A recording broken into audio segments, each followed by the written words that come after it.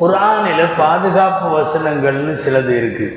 ஒரு ஆயத்துல் குர்சி மாதிரி, சூரத்துல் இக்லாஸ், சூரத்துல் ஃபலக், சூரத்துல் நாஸ், இதெல்லாம் சூரத்துல் ஹஷ்ரில் வரக்கூடிய ஹுவல்லாஹுல்லதீ லா இலாஹ இல்லா ஹுல தொடங்குற 3 வசனம், சூரத்துல் பக்ராவினுடைய கடைசி 2 வசனம், இது எல்லாமே நிறையா ருகையா என்று சொல்லப்படக்கூடிய ஷரியத்தின் பார்வையில் ஓதி பார்க்கக்கூடிய வசனங்கள்.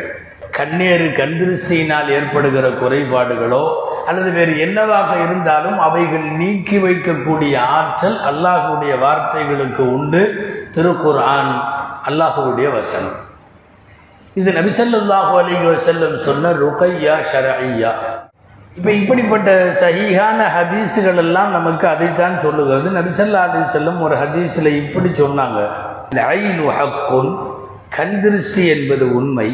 வலவ் கான ஷையுன் யஸ்பிகுல் கத்ர லஸபகத்தில் ஐனு அல் கத்ர. அல்லாஹுவின் விதியை ஏதாவது ஒன்று வெல்ல முடியும் என்றால் கண் திருஷ்டி வெல்லும்.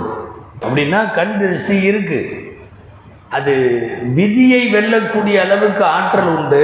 ஆனால் பயப்பட வேண்டியதில்லை. காரணம், அதே அல்லாஹுவிடம் இந்த கண் திருஷ்டிக்கான வசனங்களை, அவனுடைய வார்த்தைகளையே ஓதி அதில் இருந்து பாதுகாப்புகளை பெற முடியும் என்கிறார்கள் நபி ஸல்லல்லாஹு அலைஹி வஸல்லம் அவர்கள்.